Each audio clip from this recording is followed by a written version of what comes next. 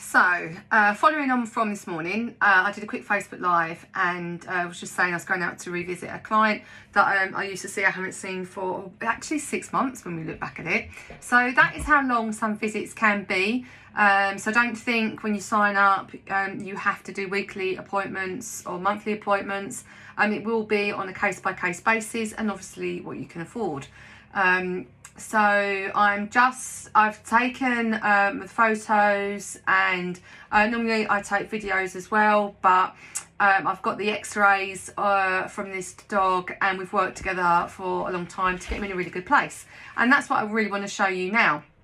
And so the first photo that you're going to see is of where we got him to. He's a miniature Labradoodle and my dog's going to start whinging in the background. Please shush, darling. And you can see, I'll just concentrate on his top line, and you can see it is nice and straight. It's not going like this, which can happen. And we know we've got issues in the pelvic limb, so that alignment may possibly never get fully correct because where the femur sits and the acetabulum in the hip joint, it actually sits at an angle. So obviously I can't change the structure, I can only change the soft tissue around that structure or help influence that along with functional movement exercises we give.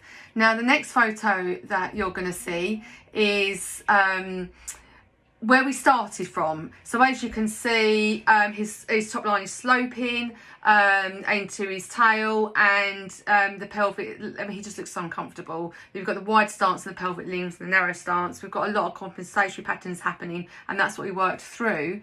But the first photo, I just wanted to show you basically where we left him and how good he was looking. And he does like a skipping lameness, and that's when the owner got back in touch because he started doing it more frequently on the walks.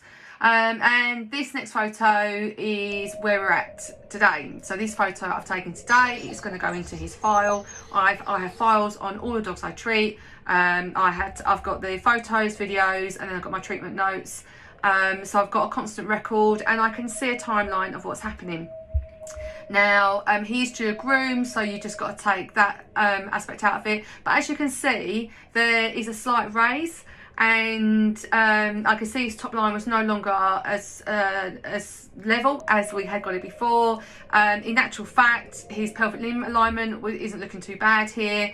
When he was moving, I got them to move up and down quite a few times, and then I did see the skip that the owner was reporting to me, and it is really infrequent, so it was a good spot from her account. But if we just look, there is just that slight roaching happening in the lumbosacral region, and funnily enough, when I got hands on, that was really tight. So what was happening, we believe, it was really cool actually. I was describing what was happening underneath the fur to the owner, and even though the problem's in the hip area, that is almost like we describe it as a motorway. So going along that top line is the main motorway, and then as it goes off into the side roads, the crash is on the side road, but then the congestion was brought up into the motorway. So I hope that makes sense. I just really like that analogy.